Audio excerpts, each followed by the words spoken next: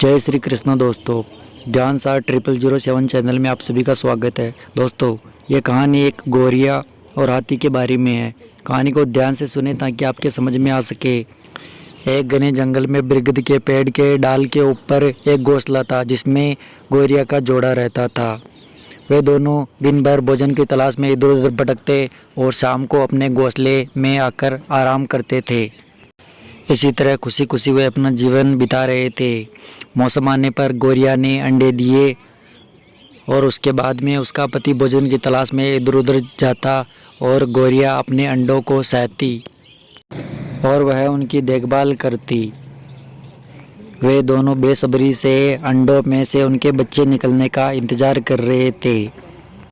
एक दिन हर रोज की तरह गौरिया का पति भोजन की तलाश में बाहर गया हुआ था और गौरिया उसके अंडों को सह रही थी। फिर अचानक से जंगल में एक बेकाबू हाथी आता है। वह पूरे जंगल में तहस नहस करने लगता है। पेड़ों को अपने विशालकाय शरीर से हिला हिला कर उखाड़ने लगता है। कुछ ही देर में देखते ही देखते सारा जंगल तहस नहस हो जाता है। वह हाथी उत्पात मचाते हुए आगे बढ़ता है और उस बरगद के पेड़ के पास में पहुंच जाता है जिस पर चिड़िया गौरिया का घोंसला था। अब वह उस पेड़ को जोर जोर से हिलाने लगता है, लेकिन बरगद का पेड़ मजबूत होने की वजह से गिर नहीं पाता है। लेकिन गौरिया का घोंसला टूटकर नीचे गिर जाता है और उसके अंडे फूट जाते हैं और उसके बच्चे पैदा होने से पहले ही उनकी मृत्यु हो जाती है। गौरिया विलाप करने लगती है। गौरिया उसके पति के वापस आने पर उस हाथी के बारे में बताती है और वे दोनों बहुत दुखी हुए और अब वे दोनों प्रतिशोध की आग में जल रहे थे। वे उस हाथी को सबक सिखाना चाहते थे, लेकिन हाथी जैसे विशालकाय जानवर के सामने उनकी क्या चल पाती। तो उन्हें उनके मित्र पटपड़वा की याद आई। अब वे दोनों पटपड़वा के पास में पहुंच जाते हैं और सहायता के लिए मदद मांगते हैं। पटपड़वा के दो मित्र थे, पहला मधुमक्खी और दूसरा मेंढक। वे उनको सारी बात बताते हैं। पटपड़वा उनकी मदद करने के लिए तैयार हो जाता है और वो तीनों योजना बनाकर हाथी को सबक सिखाने के लिए निकल पड़ते हैं। पूरे जंगल को तहस नहस करने के बाद हाथी एक जगह पर जाकर विश्राम कर रहा था। तो योजना के अनुसार मधुमक्खी ने उसके कान में जाकर चीख लगाई। हाथी जगने ही वाला था कि पटपड़वा ने उसकी दोनों आंखें फोड़ दी।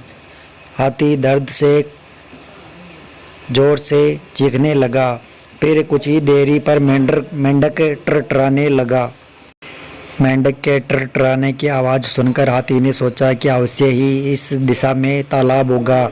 वह उस दिशा में आगे बढ़ने लगा, लेकिन योजना के अनुसार मेंढक एक कीचड़ के दलदल के किनारे बैठकर टरटरा रहा था। हाथी आगे बढ़ता गया और वह तालाब समझकर दलदल में घुस गया। हाथी ने बहुत प्रयास किया, लेकिन वह बाहर नहीं निकल पाया। वह बाहर निकलने में सफल नहीं हो पाया और वह अंदर समाता ही चला गया और कुछ देर के बाद में हाथी की मृत्यु हो गई। इस तरह गौरिया ने अपने बच्चों के मरने का प्रतिशोध ले लिया। दोस्तों, इस कहानी से हमें ये शिक्षा मिलती है कि एकता में बहुत बड़ी शक्ति होती है। एकजुट रहकर कार्य करने से कमज़ोर व्यक्ति भी बड़े से बड़ा कार्य कर सकता है।